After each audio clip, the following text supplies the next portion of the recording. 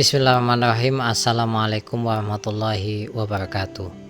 Satu waktu saya bertemu dengan orang yang menurut saya itu sudah sangat kaya. Kemudian waktu itu beliau memakai jam tangan yang menurut kami sangat biasa lah. Karena dengan kekayaan yang beliau miliki harusnya beliau bisa lebih memiliki jam tangan yang cukup dipandang. Saya kemudian bertanya, "Bapak, kenapa nggak pakai jam tangan yang lebih wow?" Saya katakan seperti itu. Jawaban dia sangat sederhana. "Untuk apa?" kata dia. Saya juga melihat yang penting menunjuk jarum ke angka berapa, cukup selesai, sudah. Nggak perlu yang mahal-mahal katanya. Ini filosofi orang yang cukup kaya ya menurut saya. Dan dia mengatakan lagi, "Saya tidak ingin orang memandang saya karena jam tangan saya. Saya tidak ingin orang memandang saya karena mobil saya," katanya seperti itu. "Dan saya tidak ingin orang memandang saya karena apa yang saya gunakan.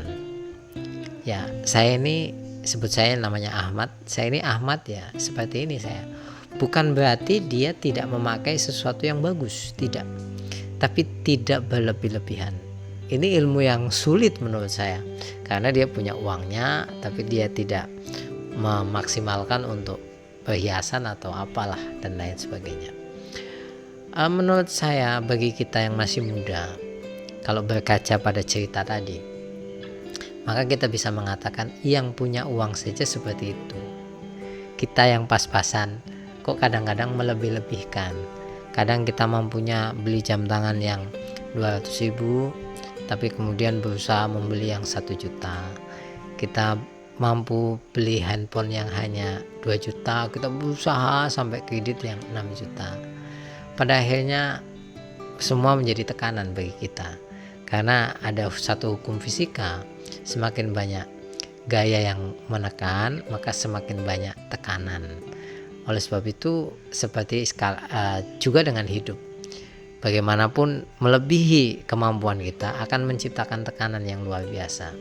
Oleh sebab itu saya hanya mengatakan dari cerita yang tadi saya sampaikan, rasanya seadanya atau sebisanya itu terkadang menjadikan hidup kita lebih indah, hidup kita lebih nikmat. Oleh sebab itu saya kemudian sadar kenapa banyak film-film yang menyajikan cerita-cerita orang kaya pura-pura menjadi tukang sapu, orang kaya pura-pura menjadi pelayan untuk memikat wanita, karena dia hanya ingin seseorang itu mencintainya apa adanya, kan jati dirinya, bukan karena kekayaan yang melekat pada dirinya. Terima kasih, sampai ketemu lagi. Ingat, saya punya banyak salah, tapi semoga apa yang saya sampaikan bisa bermanfaat untuk kita semuanya.